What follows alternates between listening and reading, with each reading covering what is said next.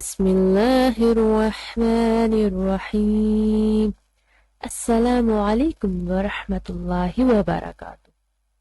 کیا حال ہے آپ سب کا؟ امید ہے آپ سب لوگ خیریت سے ہوں گے۔ اللہ تعالی ہم سب کو اپنے حفظ و امان میں رکھے، آمین۔ پچھلی کلاس میں ہم نے پڑھا تھا غنہ، آج کی کلاس میں ہم سٹارٹ کریں گے کا بیان۔ تو چلے ہم آج کی کلاس سٹارٹ کرتے ہیں۔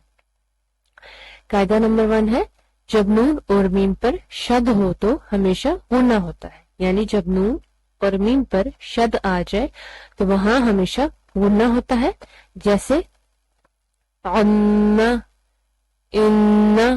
تو چلیں اب اس کی مشق دیکھ لیتے ہیں۔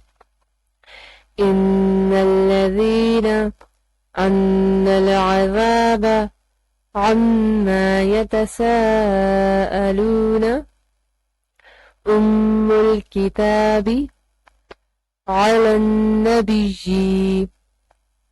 نیکسٹ قاعدہ نمبر 2 ہے، میم ساکن پر غنہ اس وقت ہوگا جب اس کے بعد میم اور با ہوں، جیسے وَلَكُمْ مَا كَسَبْتُمْ يَعْتَصِمْ بِاللَّهِ۔ اور جب میم اور با کے علاوہ کوئی اور حرف ہو تو آواز کو ناک میں نہ کھینچے، مثلا الحمد لم یلد ولم یولد۔ تو چلیں ہم اس کی مشق دیکھ لیں۔ ام بظاہر ام من خلقنا الم نجعل له وانتم مسلمون ام زاعت فدمدم علیہم ربہم۔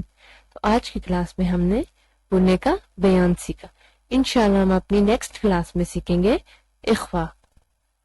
یہ خدا حافظ، السلام علیکم ورحمۃ اللہ وبرکاتہ۔